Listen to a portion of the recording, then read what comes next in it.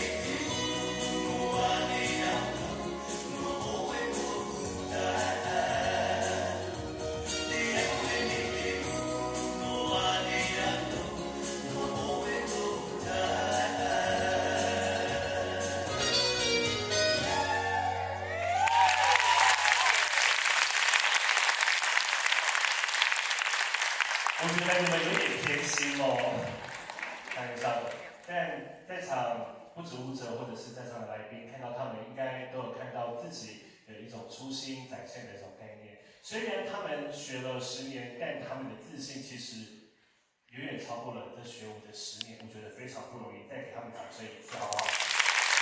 那接下来呢？